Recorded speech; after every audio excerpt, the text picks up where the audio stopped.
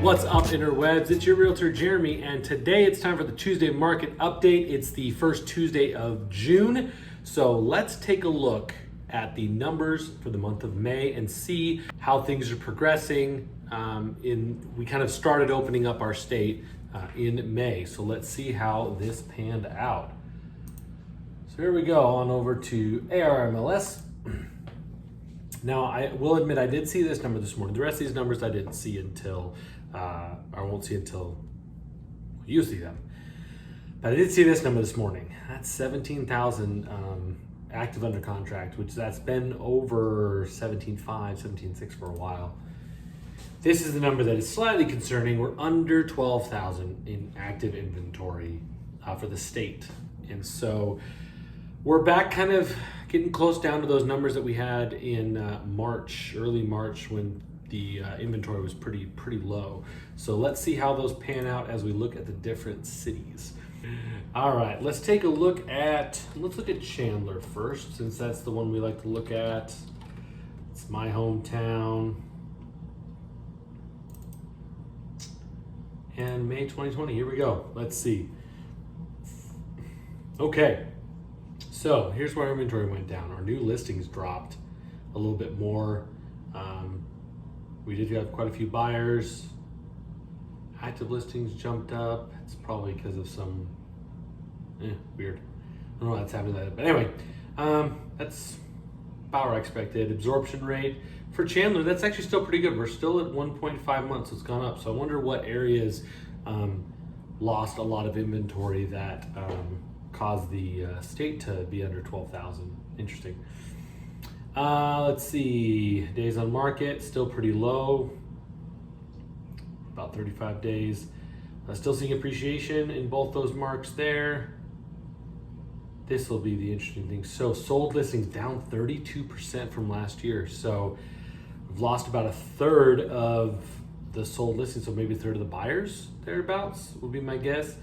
Pending listings at 43, so we're still in that I think we were at 50% last month. So active listings were down 8.2%. So let's run and check out Gilbert, see if Gilbert looks the same. Okay. So whereas Chandler, we saw an uptick in buyers, we actually saw a little bit of a decrease for buyers in Gilbert. A little bit of a decrease on new listings as well. So I would say that confidence is increasing, but definitely not at the rate that I was thinking it was, partially because I got really busy. I've got a lot of people. Well, let me rephrase that. I've been really busy, but I don't have anybody buying like exactly right now. Like everybody that's on my docket is going to buy in like the next month and a half. So I would say that I feel like confidence is coming back. This would say that confidence is sort of coming back. Again, these numbers are delayed about 30 days. So stuff that closed in May went under contract in April. So I would say that's pretty good. Yeah, I think it's pretty good. Let's see. And then down 38% sold, down about 50% for pending. What are the actives? Actives are down 7.5%.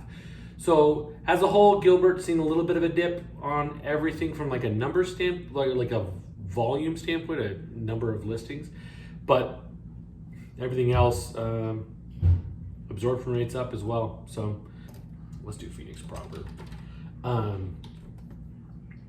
lot busier with showings and stuff like that. Again, nothing under contract yet, but I think I was out 4 or 5 of the days of the week last week showing property. So Phoenix buyer activity state. So here's what's interesting. The buyer activity is staying pretty stable. Like I said, it did drop off a little bit in Chandler, but buyer activity from April to May. So that means like April was like the numbers that we were seeing, stuff that went under contract in March, and then May is stuff that went under contract in April. So it looks like we didn't lose a lot of confidence. Consumers didn't lose a lot of confidence in the housing market. I mean, maybe a little bit because there's definitely less of some things, but still pretty good. Man, look at those days on market drop on the Phoenix. Interesting. Let's see, appreciation. Yep, still appreciating, still less days on market. Oh, look at negative. Did any area see positive growth? Yep, the 2 to 3 million mark. But down 34%, down 43%. So actives was down quite a bit more in Phoenix. So maybe that's where we're getting that dip in active listings is coming from that Phoenix market being so much lower. So let's check some. Let's check Queen Creek, our favorite appreciating city, town. More of the same. So I think for these markets, so Phoenix, Chandler, Gilbert, these are all, they average in the under luxury. So depending on who you ask, the luxury level for the Phoenix metro area is 500,000. They rate it by as being the top 10% of houses that are sold. So in some areas like California, luxury is going to be over $1 million. In like Texas, there's parts of Texas where luxury market is actually at like 400,000. So all these cities we've looked at have been under that luxury mark. So good confidence, good buyer confidence, decent inventory. We still need more of it, just there's not a lot of it. So sellers are still having more control in this market. So let's take a look at Scottsdale first, which does have some stuff that's under the luxury threshold, but the average price in Scottsdale is above that luxury threshold, and more of the same. Stable new inventory, stable buyers, stable across the board. So here's where we see a little bit of a difference. So you'll notice here we've got a 5.8% decrease. What's the year over year? Year to date, we're still up a little bit. So kind of a little bit more of a balance, kind of up and down in certain areas and certain metrics. Down 41% on purchases. So this is by far the biggest dip from the previous year on sold listings. Pendings over 50%, so 54.6. And then about a 12% dip in active listings. And I've seen that in looking at stuff online. I do have a few buyers that are looking in those luxury price points. And I can definitely say that those are sitting on the market a little longer. There's been quite a few of those popping up. A lot of them that are in rough shape. That's one of the dilemmas we're having right now in the higher end market is just not well maintained houses. I can kind of understand and stomach it at 400,000, but if you're in like the 800,000, 900,000 million price point, let's at least get the place cleaned up a little bit. Seriously. Anyway, all right, let's check Paradise Valley, our favorite true luxury city. Select Paradise Valley and not Paradise. Hey yo! So a lot lower volume of houses in Paradise Valley, but we did see a bit of an uptick on new listings and a bit of a downtick on sold listings. So, and a big old tank right there. Now, again, this is probably just a glitch from something that sold compared, because I think April we had a $14 million house sold in Paradise Valley, if I remember correctly. But you can kind of see it's a little bit all over the map. Days on market are kind of all over the map. Let's see what's going on here. So this says average sale price decreased by 20%. Doesn't mean houses lost 20% of their value. Year to date, again, this is a little more of a evened out number. Year to date, we're down 0.29. So that's kind of what we've been seeing. We were already seeing a softening in the luxury market a little bit before the pandemic started. And so I think this is just kind of strengthening the softening. Is that even, I don't know. Strengthening the softening of the luxury market. Anyway, yeah, kind of what I expected you to agree. I want to see why there was such a big drop there in the average price for the month. Oh man, yeah, look at that. So down 54%, but look at this. Across the board, geez, 3 less, 2 less, 5 less, 9 less. Good Lord. So yeah, so all of those like super high and like the 3 million plus, that's why it looks so off from last May, is because last May we had 11 houses sold over 3 million, and this May we had 2.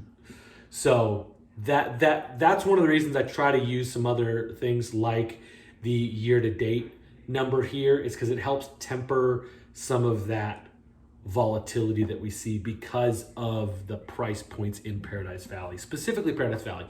There's other areas, other cities where we see similar kind of stuff happen, but one, we're not dealing with such drastically different prices, and two, we're dealing with more volume, so that 1 or 2 doesn't throw off the average quite as much.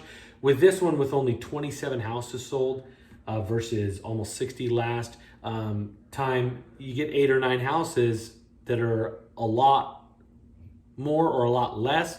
That's going to throw off that average a ton. As you can see, pending listings down 73%, which is by far the highest of any of the cities we've looked at, and I'm pretty sure it's going to be the highest across the board. And then active listings down about 14%. So what these numbers are telling me is a bit of what I expected. We've got some pretty good confidence, even in the middle of the pandemic, which was April, when most of these houses that closed went under contract. We still had pretty good buyer confidence, even in the midst of the pandemic. The one area that I was pretty sure was gonna dip a little bit was that luxury price point. I know officially the luxury price point is 500 plus. I would consider, based on more of what I'm seeing and the type of buyer and stuff like that, I would put in the luxury price point is more like $750. That's kind of where we're seeing a noticeable difference in the way the market's behaving. Under that 700,000 price point, stuff still moves pretty quick. But yeah, that's kind of the threshold. And I'm only putting it there because the two areas or those two markets act pretty differently. And you see it most glaringly here in Paradise Valley because it's all luxury. Like, there are a few condo areas where you're going to get something for $250 or something like that, but it's a couple of very small pockets. So yeah, overall, buyer confidence is still pretty good. Sellers, there's still low inventory, so your house is still going to get a lot of attention if you put it on the market right now. But luxury, let's be aware that the luxury market is softening a bit. So if you're looking to sell a luxury home, just know that there aren't as many buyers right now, and there might be some price reductions in the future of your listing. And if you're looking to buy in the luxury market, we know that there is probably some room for negotiating on price. Depends on how I have a price, but whatever. Anyway, I hope you guys enjoyed this quick little overview of what the numbers look like. I know I did this last month. I think until things completely settle out, I'll probably do this at the beginning of each month, just kind of do a quick overview of a couple different areas. And then one other thing we're going to introduce probably in July is we're going to do an official luxury market update, where we're going to talk about the luxury market as a whole, not only in the Phoenix luxury market, but also kind of the United States luxury market and the global luxury market. I hope you guys are having a good week, staying safe, and I look forward to seeing you guys next week on the Tuesday market update. Bye, guys.